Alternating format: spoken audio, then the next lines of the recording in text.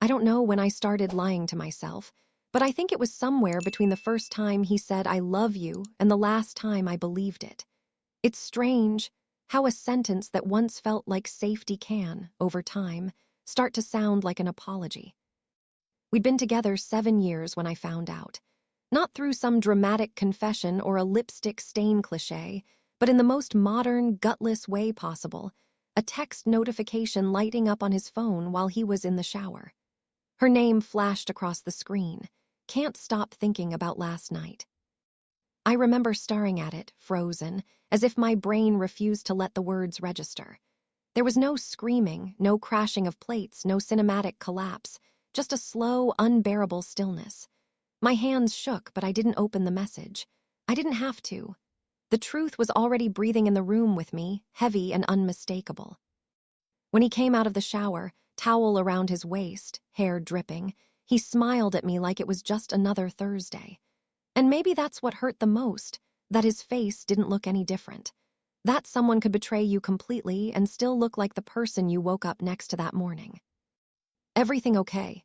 he asked, casual, reaching for his phone on the counter. I nodded. I don't know why. Maybe I needed a minute to exist inside the lie before I tore it down. That night, I waited until he was asleep before scrolling through his phone. I know how that sounds. The moral high ground dissolves quickly when your gut already knows the truth. There were messages going back months, photos, late-night calls, voice notes that made my stomach twist. She wasn't just a random fling. She was someone he talked to, confided in, laughed with. That kind of intimacy hurts more than sex ever could. He met her at work. Of course he did. It's always work or the gym or some networking thing. Her name was Emily. I stared at her Instagram for hours, memorizing the face of the woman who unknowingly became the ghost in my relationship. She looked kind, normal, not the villain my brain wanted her to be. That almost made it worse. I didn't confront him right away. For 3 days, I lived in that surreal in-between, pretending everything was fine while my chest felt like it was caving in. I studied him the way you study a language you once knew fluently, but can no longer understand. Every movement, every laugh, every glance became evidence. When I finally told him I knew, he didn't deny it. He just sat there, silent, eyes glassy, like he'd been waiting for this moment too. "I didn't mean for it to happen," he said. They always say that, as if betrayal is some natural disaster that just sweeps through your life without warning. I remember whispering, "You could have stopped." And he said, "I know." It wasn't yelling that broke us. It was that quiet, that unbearable, shared understanding that something sacred had ended, and there was no clean way to fix it. The days that followed were a blur, him sleeping on the couch, me avoiding the apartment, both of us orbiting around the silence. Friends told me to leave, that once trust is broken, it never comes back. But leaving wasn't simple. We had a life together, a lease, a dog, a shared friend group. We had history, and history is hard to throw away when you've built your identity inside it. Sometimes, I think I stayed those extra weeks not because I still loved him, but because I didn't know how to stop loving the version of us that existed before. Eventually, I packed my things. It wasn't dramatic. I didn't slam the door or demand closure. I just left my key on the counter, texted him, "You can keep the dog," and walked out. I wish I could say I felt powerful, liberated, like one of those women in movies who rediscover themselves after heartbreak. But the truth was uglier. I felt hollow, like I'd lost not just a partner, but the future I'd been carrying in my head. For weeks, I couldn't sleep. Every small sound in my new apartment felt foreign. The bed was too big, the silence too loud. I'd scroll through my phone, reread old messages, and wonder how long he'd been lying even as he typed "Good night, love you." Heartbreak isn't one big wound. It's 1,000 paper cuts you keep discovering, in songs, in smells, in the way your hand reaches out at night for someone who isn't there. A month later, I found out he was still seeing her. That was the final knife. Not because I wanted him back, but because some small, delusional part of me thought my leaving would wake him up, make him realize what he'd lost. It didn't. That's when the bitterness set in, the kind that doesn't scream but corrodes quietly. I deleted every photo, blocked his number, muted mutual friends. I told myself I was done. But grief doesn't listen to logic. It's a parasite. It latches onto the what-ifs and refuses to let go. I started writing again around that time. Not publicly, not at first. Just late-night notes on my phone, fragments of thought, half-formed sentences. It was the only place I could be honest. I wrote things I'd never admit out loud.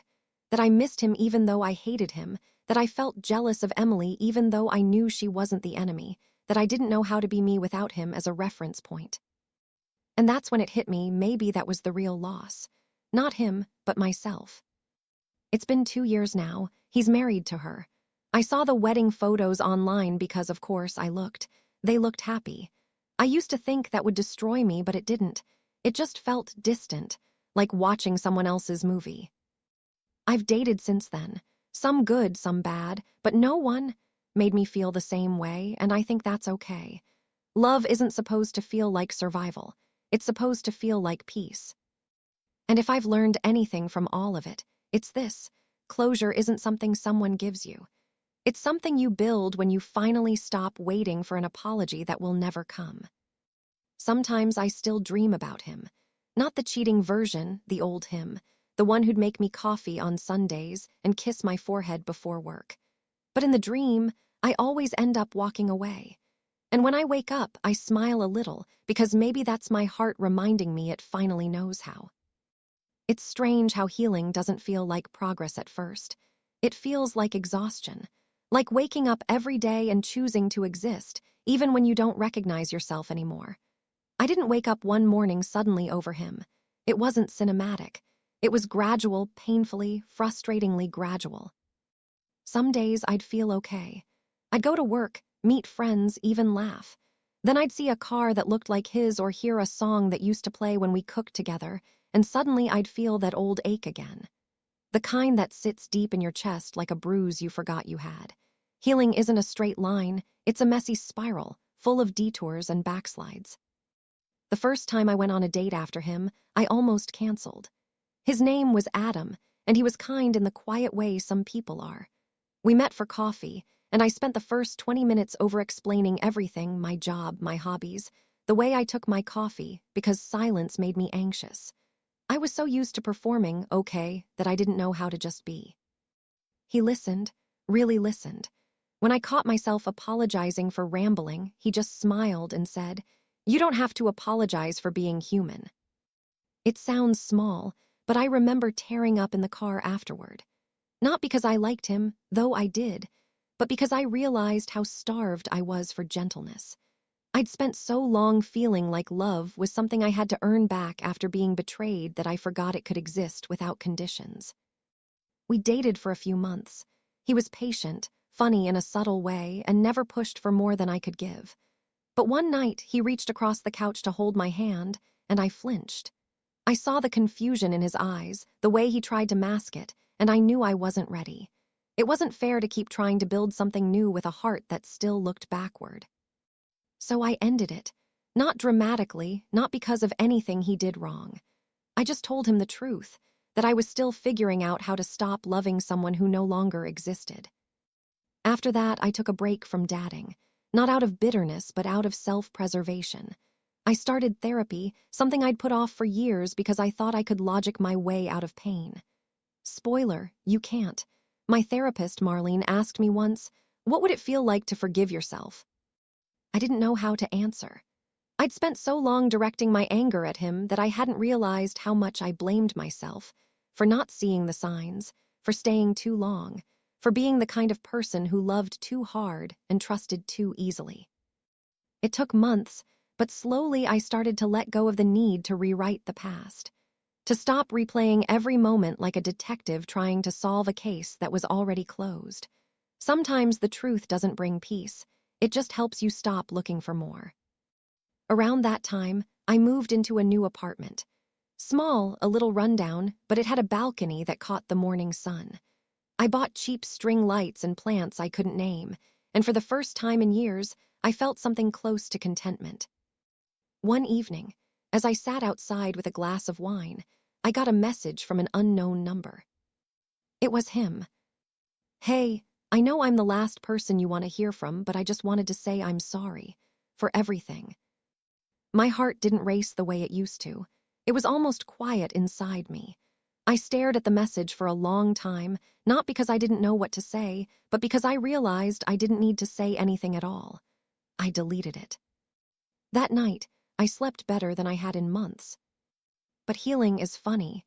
It tricks you into thinking you're done, and then something small cracks you open again. About 6 months later, I saw him in person, total accident. I was at a bookstore reaching for a novel when someone said my name. I turned, and there he was, older somehow, more tired around the eyes. He smiled, that same hesitant half-smile I used to love. "Hey," he said, "it's been a while." And it had. But standing there, surrounded by shelves of stories, I realized ours had already ended. Whatever he was searching for in my face, he didn't find it. We talked briefly, surface-level things. Work, family, life updates. He mentioned his wife, Emily, in passing, said they just bought a house. I nodded, smiled politely, even meant it when I said I was happy for him. But when he said, "You look good," I just laughed softly and said, "I am." And I was. After he left, I sat in my car for a while, staring at the rain sliding down the windshield. I expected to feel shaken, but I didn't. I felt light. Like the version of me that used to ache for him had finally stopped existing somewhere along the way, and I hadn't even noticed her go.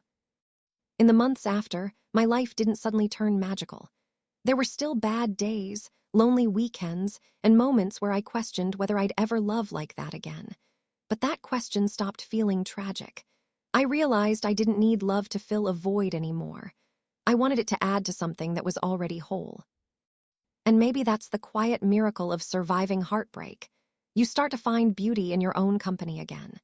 You make peace with your mistakes, learn the difference between loneliness and solitude, and stop chasing closure in people who were never capable of giving it. Sometimes I still write late at night, when the world feels too still. I think that's why I'm writing this now, not for advice, not even for sympathy, but because I know someone out there is probably reading this in the middle of their own heartbreak, wondering if they'll ever feel normal again. You will, but it won't happen the way you think.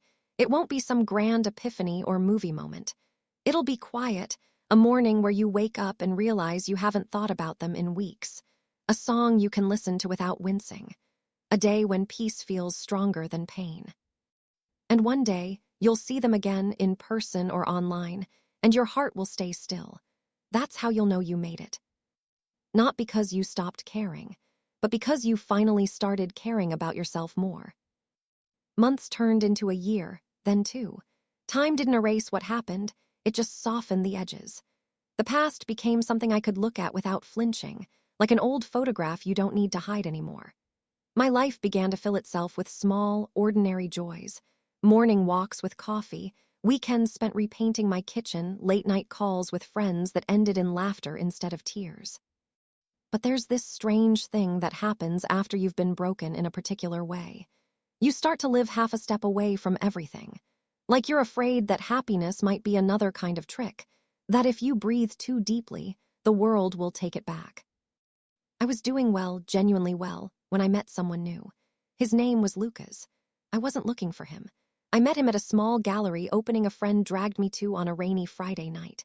I remember standing by a painting I didn't understand, sipping cheap white wine, when he started talking to me about how people pretend to get art when really, they just want to sound interesting. I laughed, a real laugh, one that startled me because it came from somewhere unguarded. He wasn't loud or magnetic the way my ex had been. He was gentle, almost quiet in his confidence, like someone who didn't need to take up more space than he deserved. He asked if I wanted to grab dinner after, and I said yes before I could overthink it. Dinner turned into a long conversation about everything and nothing. He told me he grew up by the ocean, that he hated small talk, that he once drove across the country alone just to see what would happen. I told him about my move, my plants, my love of writing. I didn't mention the heartbreak, though I'm sure he saw traces of it in the way I chose my words carefully, like each one had to prove something. We started seeing each other once a week, then twice. It was slow in the best way. No games, no overanalyzing texts, no pretending to be chill when I was. He didn't make grand gestures, he just showed up consistently, kindly. But even good love can be terrifying when you've been betrayed. I caught myself testing him sometimes, not consciously, but in small, stupid ways. I'd mention an old story about my ex, watch his face to see if he flinched. I'd take hours to reply to a message, just to see if he'd get distant. He never did. One night, after we'd been seeing each other for a few months, we were lying on my couch watching an old movie, and he reached over to brush hair from my face. The tenderness of it undid me. I started crying, not sobbing, just quiet tears I couldn't explain. He paused the movie. "Hey," he said softly, "what's going on?" I tried to laugh it off, but the words came tumbling out. About my ex, the affair, the way I'd spent years trying to rebuild myself from the ashes of someone else's choices. I expected him to pull away, or worse, pity me. But he didn't. He just listened. When I finished, he said, "That must have been really hard, but you're here, you survived it. You're allowed to be happy again." It sounds simple, but no one had ever said it like that before. Aloud. Like happiness wasn't something I had to earn back after being hurt. I wish I could say everything was smooth after that, but it was. Healing while in a new relationship is messy, full of contradictions. Some nights I felt safe and seen. Other nights, I'd wake up panicked, convinced it would all fall apart. But every time, Lucas met me with patience instead of punishment. Once I apologized for being too much, and he said, "You're not too much. You just cared about someone who gave you too little." That line stuck with me. A year later, we moved in together. Not out of necessity, but because it felt right. I remember unpacking boxes and finding an old letter my ex had written me years ago, one of those overly poetic ones that once felt like proof of forever. I didn't cry. I didn't even finish reading it. I just smiled a little, folded it back up, and threw it away. Love after betrayal doesn't erase what came before, it just gives it new context. It teaches you that your capacity to love deeply wasn't the problem. The problem was giving it to someone who didn't know what to do with it. There are still days when I think about the woman I was back then, the one who begged, rationalized, stayed. I don't hate her anymore. I understand her. She did the best she could with what she knew. The last time I saw my ex was by chance again, at a mutual friend's wedding. We made polite small talk, both aware of the silent history between us. He looked older, thinner. There was a sadness in his eyes that didn't belong to me anymore. At one point, as I danced with Lucas, I caught my ex watching us. For a brief moment, our eyes met, and I felt gratitude. Not for what happened, but for what it taught me.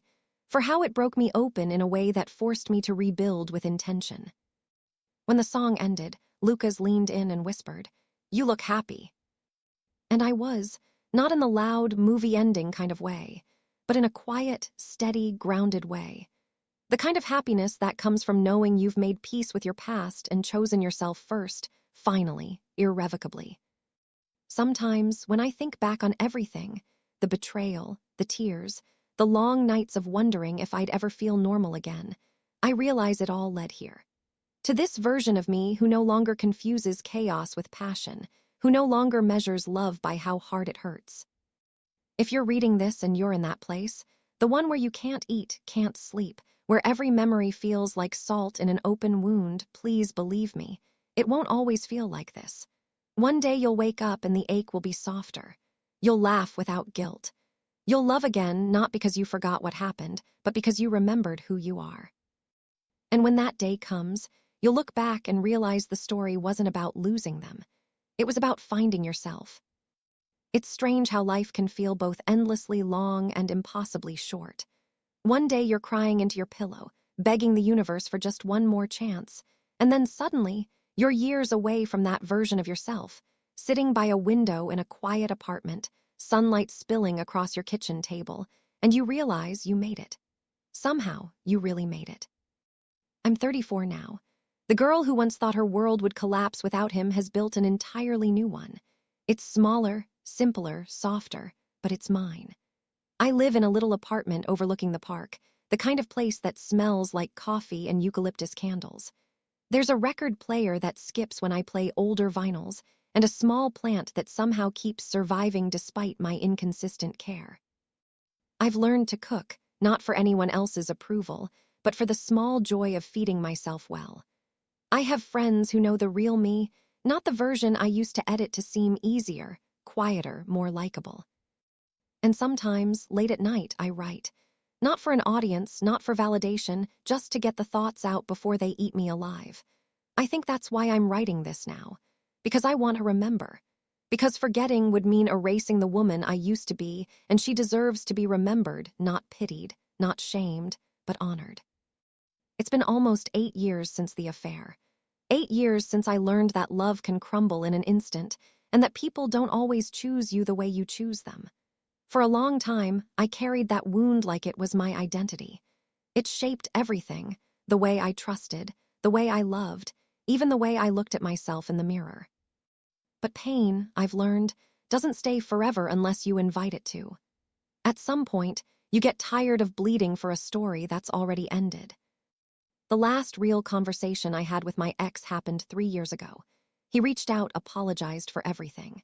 Said he'd been in therapy, that he finally understood what he'd done, that he still thought about me. I didn't respond right away. I sat with it for days, rereading his message, feeling every old bruise throb again. There was a part of me that wanted to meet him, to look him in the eye and ask why. But the truth was, I didn't need the answer anymore. So I wrote him back one line. I hope you find peace. I already have. And I meant it. That night, I sat on my balcony with a glass of wine and cried, not out of sadness, but out of release. Because that was the moment I realized closure doesn't come from them. It comes when you stop waiting for someone else to hand it to you. Lucas and I didn't last forever. We loved each other deeply, but life took us in different directions. There wasn't betrayal or drama or a big ending, just two people who grew at different paces. And maybe that's its own kind of grace, a love that ends without wreckage. We still talk occasionally. I still think of him with warmth. He was the bridge between who I was and who I became. Now there's no grand love story to tell. No partner waiting for me at home. Just me, and for the first time, that feels enough. I fill my life with little rituals that make me feel alive. I walk to the same cafe every morning, and the barista knows my order by heart. I paint on Sundays, terribly, but it makes me laugh. I go to therapy not because I'm broken, but because I want to stay whole. I've started mentoring younger women who message me online, women going through the kind of heartbreak I once thought would kill me.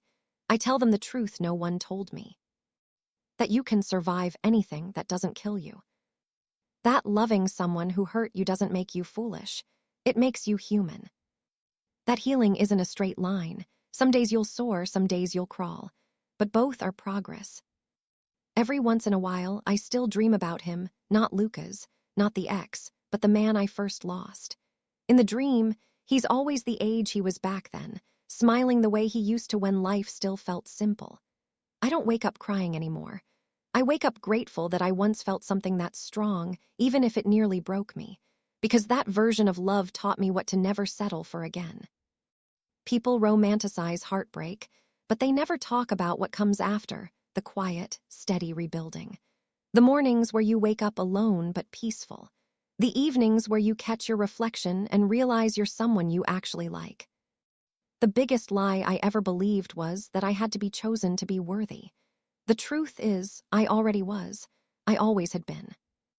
If someone had told me at 26, crying in a bathroom over a man who didn't choose me, that I would one day feel joy again, real, unforced, quiet joy, I wouldn't have believed them. But I do now. Because I've learned that healing isn't about forgetting them. It's about remembering yourself. It's about the moment you stop waiting for the apology, the closure, the return, and you realize you don't need any of it. You've already walked through fire. You've already survived the worst part. I don't know what happens next. Maybe I'll fall in love again, maybe I won't. Maybe I'll meet someone who feels like home, or maybe I'll keep building a home inside myself. But either way, I'm okay. More than okay, I'm alive, awake, grounded in who I've become. And maybe that's the real ending. Not the reunion, not the revenge, not even the redemption. Just this.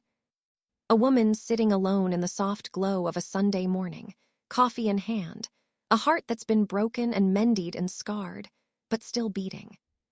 Still open. Still hers.